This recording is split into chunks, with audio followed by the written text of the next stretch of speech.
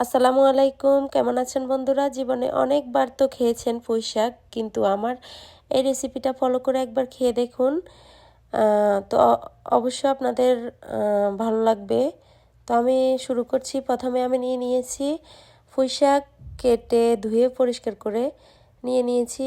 আর চুলায় রান্না করার জন্য একটা পাতিল বসিয়ে দিয়েছি তেল আধা কাপ দিয়েছি, 1 চিমটি আস্ত জিরা দিয়েছি, কয়েকটা রসুন কুচি করে দিয়েছি, পেঁয়াজ কুচি দিয়েছি, কয়েকটা কাঁচামরিচ কুচি। তো দিয়েছি পেঁয়াজ পাতা কুচি, রসুন পাতা কুচি। তো এখন ভালো করে নেড়ে ছেড়ে দিচ্ছি।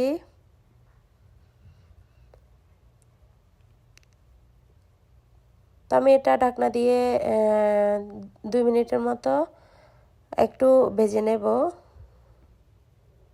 একদম লো হিটে। তো আমি 2 মিনিট পর একটু নেড়ে ছেড়ে দিচ্ছি। আর আমি এখানে মাছের মাথা আর চিংড়ি শুটকি দিয়ে রান্না করছি আজকের পুঁই শাক।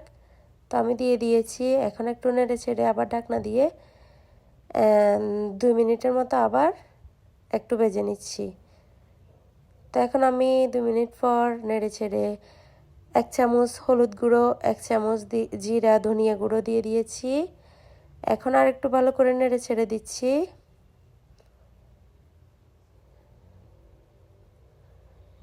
তো এখন আমি দিয়ে দেব একটু পানি। তো আমি পরে কিন্তু আর কোনো পানি ব্যবহার করব না, এখানে একসাথেই দিয়েছি।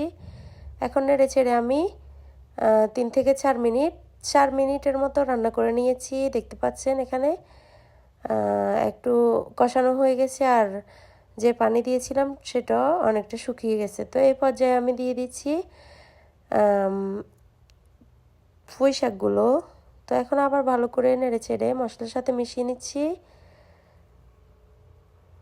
তো এখন আবার আমি ঢাকনা দিয়ে রান্না করে নেব 5 থেকে 7 মিনিটের মতো। দেখতে পাচ্ছেন এখানে প্রায় রেডি হয়ে গেছে। আর একটু নেড়ে ছেড়ে দেখছি হয়ে গেছে। এখন একটা বাটিতে আমি একটু আপনাদেরকে পরিবেশন করে দেখাচ্ছি।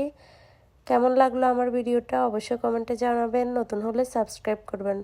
ভালো থাকবেন সব। আল্লাহ হাফেজ।